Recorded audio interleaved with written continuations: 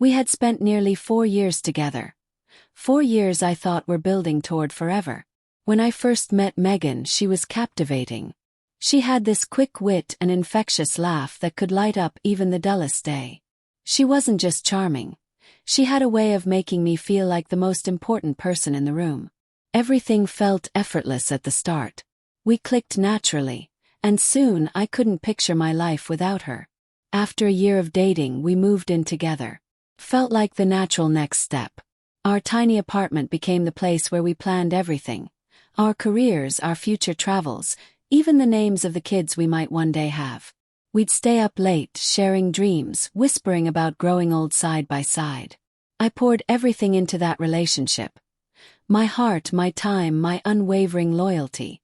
But as the months passed, things began to change. Slowly, quietly, in ways that were easy to overlook at first. Started with small shifts. Megan stopped holding my hand when we were out together. Something she once did without a second thought. The spontaneous texts she used to send, little reminders of how much she loved me, stopped coming altogether. She grew distant, distracted, always seeming preoccupied with something I couldn't see. Whenever I asked if she was okay, she'd brush me off with the same tired excuses. Work stress, bad sleep, just feeling off. I believed her. I wanted to believe her. The thought of anything else felt too heavy to bear. I kept telling myself it was just a rough patch, that we'd find our way back to what we were. But one night I heard her voice coming from the bathroom, whispering on the phone. She never took calls in there before. My chest tightened as I sat frozen on the couch, listening to her muffled words. I told myself I was being paranoid, that it was nothing. Except it wasn't nothing. After that night I started noticing more. Megan began going out more often, claiming she was meeting coworkers or having after-hours meetings. She'd return late, barely offering a word, her eyes cold and distant, as if I were a stranger in her life, not her partner. Then came the moment everything shattered. One evening, she left her phone on the kitchen counter while she showered. Normally I wouldn't have dared to snoop, but it buzzed, and the message preview froze me in place. Asterisk, last night was unforgettable. I can't stop thinking about it. Asterisk. My hands were trembling as I unlocked her phone. What I found sent my world spiraling. Months of messages, flirty pictures, voice notes, and even plans for secret getaways. She had been having an affair with a coworker, all while I had been desperately trying to hold us together. When I confronted her that night, Megan didn't cry or beg for forgiveness. She didn't even look ashamed. She stared at me with an icy calm, her voice flat as she said, "It's over between us. I feel alive with him. You're too emotional, too sensitive. You should just accept it and move on." Her words gutted me more than any shouting match could have. I had given her everything, and now I was supposed to just walk away like none of it mattered. I didn't scream. I didn't plead. I simply packed a bag, walked out the door, and didn't look back. Outwardly I looked composed, but inside I was shattered. I stayed on my friend Caleb's couch for a few weeks, trying to figure out how to pick up the pieces of my life. I wasn't thinking about revenge. All I wanted was peace. Then, out of nowhere, I got a message from someone unexpected. Her best friend, Elise. Elise and I had always gotten along well during the relationship.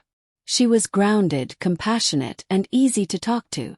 She told me she'd heard what happened and wanted to check on me. She said, bluntly, that she had never understood how Megan had treated me, and that she'd quietly distanced herself from her long before things fell apart. First, Elise and I just met for coffee, no expectations. Just two people trying to make sense of everything. She listened without judgment, offering empathy but never pity.